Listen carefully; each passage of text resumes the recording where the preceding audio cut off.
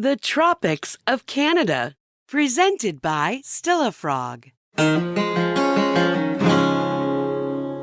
Okay, now stay in your lanes. Forward, middle, back, middle, side, middle. Wow, how am I supposed to remember any of this? It seems pretty simple. Just go forward, do the little cha-cha step in the middle, and then same with going backward. Sorry, I couldn't help it over here. No, no, that's okay. You come here often? Oh, is that a lame attempt at a pickup line? Oh, sorry, no, I was just kidding. Okay, it was a lame attempt at retro cuteness. Retro cuteness. Yeah, once upon a time, guys could say stuff like, "Come here often," or "Have we met?" or even, "Did you just fall from heaven?" Women would blush and giggle and actually think it was kind of cute. Now it's, I suppose it's lame, and I am sorry. Strangely, I can guess a lot about you from having just met you 20 seconds ago. Really? Yeah, it's part of your retro cuteness. Huh. Oh, it looks like we're supposed to partner up.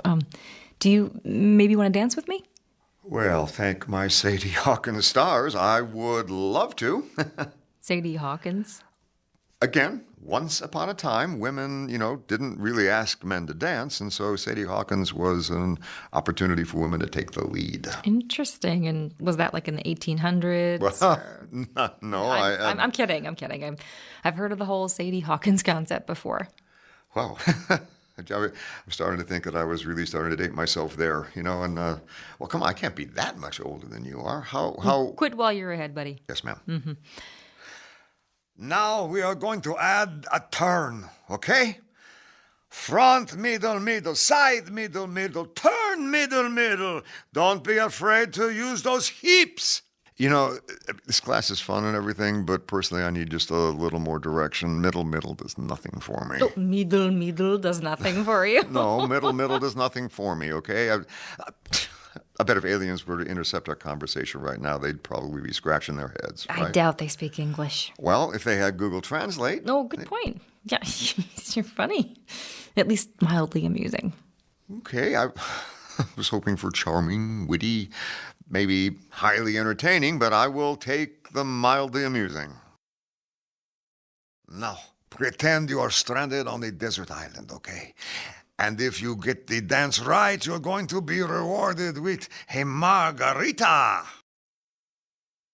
Okay, if I were stranded on a desert island right now, my first question would be, how the hell would this instructor be there to declare me the winner, and who is going to serve me the margarita? Those are two questions.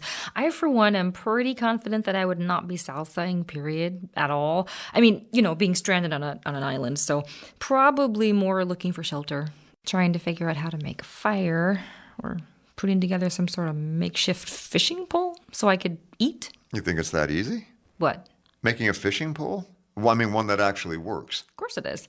Remember that show where the plane goes down and all those teenage girls on it use dental floss because somehow luggage magically starts floating over to the island? And another one finds a curling iron as the handle part, and for a hook they have someone's earring. They catch tons of fish. Missed it, sorry. Yep.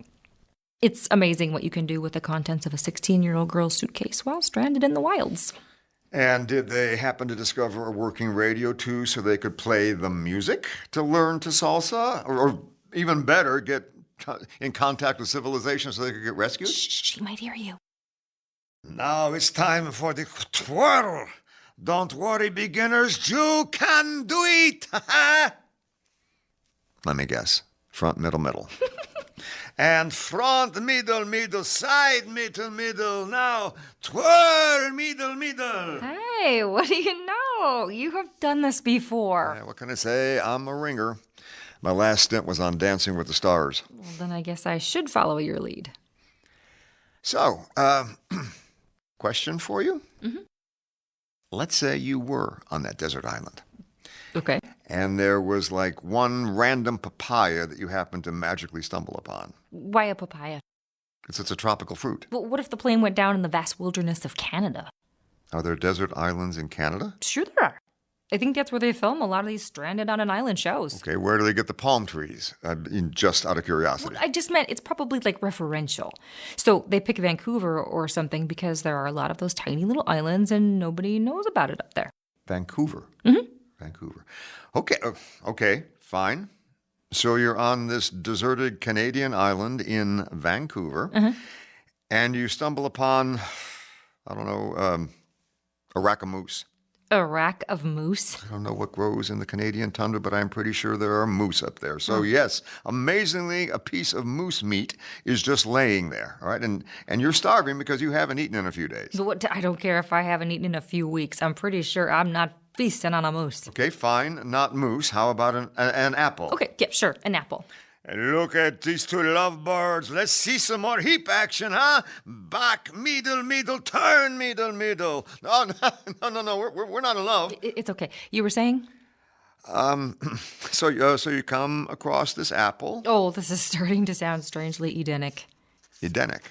Like as in the Garden of Eden, being tempted by the apple. Yeah, okay, I got you. So forget apple. Okay, how about a plum?